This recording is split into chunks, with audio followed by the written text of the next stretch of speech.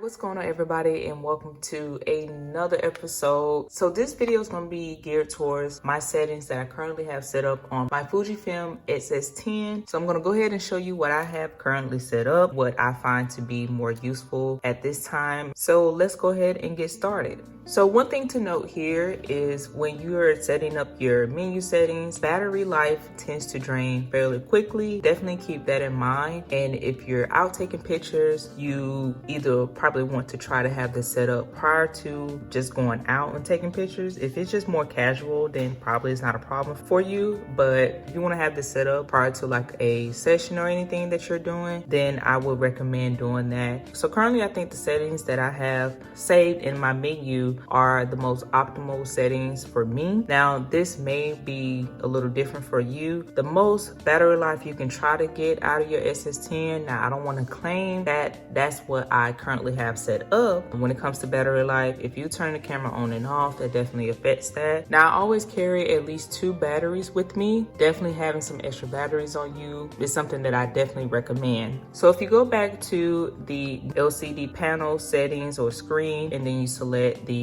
menu button here, it's going to default to my menu. If you do not have that set up, it's going to default to IQ, which is the image quality setting. So once you have my menu set up, this is going to be the first screen you see when you select the menu option. Right here I have 2 pages currently set up, and you can add quite a few items and also remove items if you wish to not use those anymore, but you can have quite a bit set up under my menu. So on the first page here I have film simulation. Now some of these I just pre-selected because I just figured that's what I will be using the most, but this could change. If I change several options here, then I may do an updated video for you guys. But right here at the top we have film simulation. So this is currently set to standard or Pro Via, as you can see here. One thing I do like, I have to point out, is how the film simulation as well as other options can give you an idea of what that option does. So that way you don't have to try to guess or figure it out. I will also leave a link to the Fuji's website that I've been using. I think it's a great source to have if you want to look more into the details of each menu setting. Next we have raw recording, which is compressed, but I typically like to do uncompressed, so I'm going to change that back to uncompressed right there. And within that you have lossless compressed. If you want to save a little space on your SD card, you can select either of the 2 bottom options there. But for me, I'm totally fine with the uncompressed, so that way I can retrieve much data as possible as I'm recording. For image size, I have the largest format selected, 3x2. So at the bottom here, hopefully you can tell that this is the 6240 by 4160 as far as space. You can definitely change that accordingly to how you prefer the image size to be, and save a little space on your SD card as well. So next we have image quality, and we have ELF selected, which stands for fine. Now underneath that you have fine plus raw, normal plus raw, and then you have raw. Now typically I prefer to shoot in JPEG. I shot in raw a few times. Personally, I just don't see the need to shoot in raw as of now, because I don't do a whole lot of editing, if editing at all. Normal compresses the file size and still keeps the image in JPEG. Fine plus raw gives you a JPEG photo as well as raw photos. And then the normal is gonna do pretty much the same, and you can just have straight raw photos if you prefer to do some editing on your images. So once you change your image quality, that will definitely grab certain options. So as you can see, when I selected raw, my image size grayed out. So only raw is when you cannot alter the image size. As far as color, I have this selected here, but I have not played with it. Again, some of these were just pre-selected to see which ones I would initially like to change and make adjustments to. We have the AF mode, which stands for autofocus mode. We have all selected, so I want to have the option to find my auto focusing point. I can definitely have those options selected by joystick or by this dial here. Next we have movie mode, which is set to 4K 29.97 FPS. or frames per second. Here's where it can definitely vary on the battery life depending on which format you prefer. If you don't record in 4K, then you're going to save more on battery life as well as add more storage, and it also affects how long you can record. So with that in mind, if you don't need to have 4K and you're just fine with 1080p, then you can definitely select that option. Here we have DCI 17:9, FHD 16:9, FHD 17:9. Now some of these formats require HDMI clean output, and now in camera you can only record 420 8-bit. To record in 10-bit, you have to have an HDMI output, and that's where certain options will become available. So if you go back to FHD 16:9, you will have your frames per second option go up to 59.94p. This is pretty much the only option that allows basically 60 frames per second. And then you have your megabits per second, so you'll be able to select 200 megabits per second, 100 megabits per second, or 50. If you need to have 200, I'm gonna do a little bit more testing with that. I also did a video test where I had 100 megabits per second and the video looked really good. Setting it at 200 definitely uses more processing power. Back to the FPS options, you have 50, 29.97p, 25, 24, 23.98p, and again we're back to 59.94p. So those are the variety of options you get to shoot in for the frames per second if you're under 1080p. But if we go back to 4K,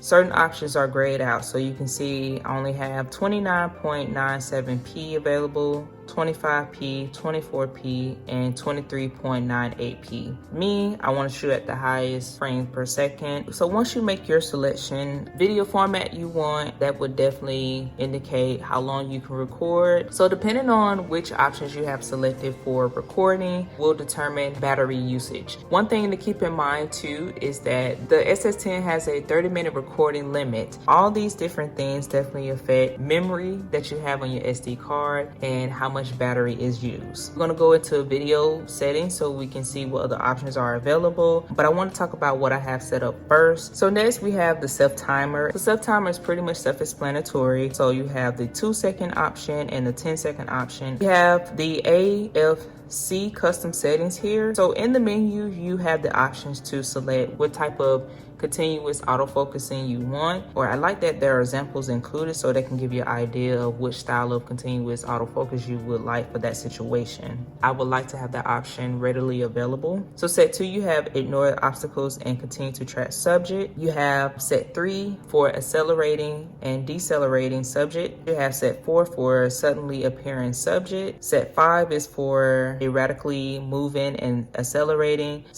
decelerating subject. Then you have the option to customize your continuous autofocus setting by moving the tracking sensitivity, the speed, and the zone area switching. So I think it's pretty cool to have that customization for continuous autofocus. So next I have color chrome effect. That is one of the ones that I selected to have underneath my menu, but I haven't typically used it just yet. And currently I have it set to off. I have dynamic range set to auto, and this is something that I would want to quickly change if I need to do so. So right now I have the camera making that adjustment for me, but if I want to, I can change it to DR100, DR200, or DR400. Then I also have tone curve. Now this is something I do want to play with and get more comfortable with adjusting my highlights manually and shadows in camera. So that's going to be the options that I currently have set up. I did say we're going to talk a little bit more about the video settings you can have, or the movie settings, and this is where you would only have this option when you're in movie mode. So at the top here we're in movie mode or video mode, and then you can see everything will change to according that setting or that priority. You have movie mode right here at the bottom. So as I mentioned earlier, as you can see, we went from a full battery, now we're down to 2 bars here. It definitely takes up some power. Okay, so when you're in movie mode, the video options are gonna be pushed to the top here. Right here we have on the first page, shooting mode as manual. Now you can change that to program AE, shutter priority AE, or aperture priority AE. I want full control of the settings here, so that's why I'm in manual, and this will be indicated at the bottom. So you'll be able to see the M, which stands for manual mode. So next we have the movie mode here, which is 4K 16:9, 29.97p for the frames per second, and 200 megabytes per second selected. Next we have file format. So for the file format here, you get H.264. I thought H.265 was offered on this camera. However, I utilized the MP4 because it's easier to upload video using this file format. So uploading video will be a lot easier. So that's why I use MP4 instead of MOV, but of course MOV works just as fine. And also at the bottom it tells you high image quality and high sound quality, so it lets you know which format is suitable for that situation. And as I pretty much explained, this one, the MP4 versus the MOV, is going to prioritize high quality and high sound. And then if we have full HD high speed recording, that is selected off for me. Fixed movie crop magnification, that is selected off. If you want to crop your video 1.25 times, then you will move this to on. It basically says fixed movie crop magnification to 1.29 times, easy to adjust the angle of view between movie modes. Now I haven't played with that, but selecting it off, it means it will apply according to that movie mode. So we have the option to record in F-Log. Now, I haven't recorded in F-Log at all. I do plan to do so in the future, but you gotta know what you're doing when color grading that footage. So the 4K movie output is basically the options to have 4K video recorded to your SD card as well as the HDMI output. You also have the option to have 4K on your SD card, but HDMI will be in full HD. SD card can be in full HD and HDMI can be in 4K, or not have any specific file format and HDMI can be just in 4K. So pretty much I'm guessing you will select this option. If you're not saving the video on your SD card and you're just using the camera for recording, maybe for streaming, and you're using the HDMI cord to output your video quality, and that's probably when you would just use that option here. So same thing pretty much for full HD. You would just have those similar options there. Page 2 here we have HDMI output info display, and you can have that on or off. 4K HDMI standby quality, you can have it in 4K or full HD. HDMI recording control on or off. Photometry, I keep it on multi. And here we move down to the image stabilization. So X-S10 has IBIS, and here once you select IS mode, you will have the options of IBIS/OIS, in-body image stabilization, and the optical image stabilization for the lens and the camera body to work together on that. Or you can have the IBIS/OIS plus digital image stabilization. Now for me, if you want the maximum stabilization that you can do in body on the camera, you can select the IBIS/OIS plus DIS, and I included that footage in my video test. Here we have the IS mode boost on. You know, this is more suitable for handheld. If you're not using a gimbal or a tripod, even on a tripod, you can have this image stabilization mode booster on, which I keep it on because I don't have the most steady hands. So I want the most stabilization as I can get from the camera. So we have the ISO selected to auto. Have it on auto for the camera to make that adjustment for me. The camera would choose which optimal ISO setting is needed. So we have zebra setting, which is selected off. So for zebra, I haven't really played with this, but you can see the zebra pattern that's on the screen here. And then page 3 has zebra level, movie optimized control that can be on or off. You have the tally light. So you have the tally light, which one is in the front. If you're doing some vlogging, you'll know if you're currently recording with the tally light being on in the front, as well as this back. So here you can have the front off and the rear on. You can have them both on, and so on and so forth. And then we have wireless communication, which basically means if you want to try to transfer that video through the app, you can try to do that. But yeah, you guys, that's pretty much going to be it. As you can see, the battery is almost dead. So one more thing I want to share here is current settings that I have on my screen for the video settings. And again, as I mentioned, you can see here that I have image stabilization boost on. So you will find this icon right here on the left. You have your mic volume, so you got your left and your right. So for here in this audio setting, you can go through the different settings you need to select. Internal mic level adjustment,